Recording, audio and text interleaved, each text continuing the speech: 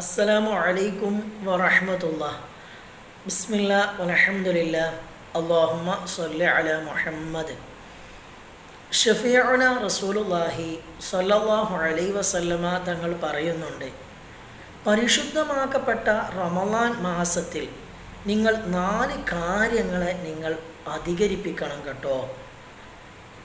ഇതിലെ ആദ്യത്തെ 2 കാര്യങ്ങൾ അത് അള്ളാഹുവിനെ തൃപ്തിപ്പെടുത്തുന്ന കാര്യമാണ്.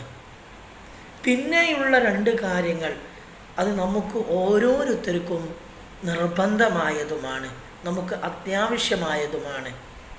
ഏതാണ് അള്ളാഹുവിനെ തൃപ്തിപ്പെടുത്തുന്ന കാര്യങ്ങൾ?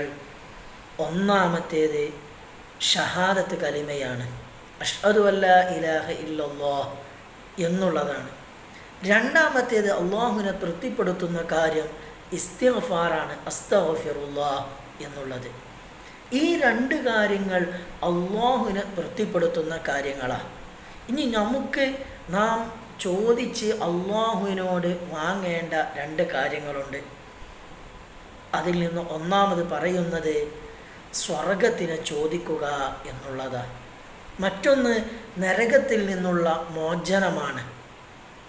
അതുതന്നെയാണ് പരിശുദ്ധമാക്കപ്പെട്ട റമളാനിൽ നാം ഏറ്റവും കൂടുതൽ അധികരിപ്പിക്കേണ്ടത്. അഷ്ഹദു അല്ലാ ഇലാഹ ഇല്ലല്ലാഹ് അസ്തഗ്ഫിറുല്ലാഹ് അസ്അലുകൽ ജന്നത വ അഊദു ബിക മിനന്നാർ. ഈ 4 കാര്യങ്ങളും ഒത്തിണങ്ങിയ ഒരു ദിക്റാണ് ഇത്.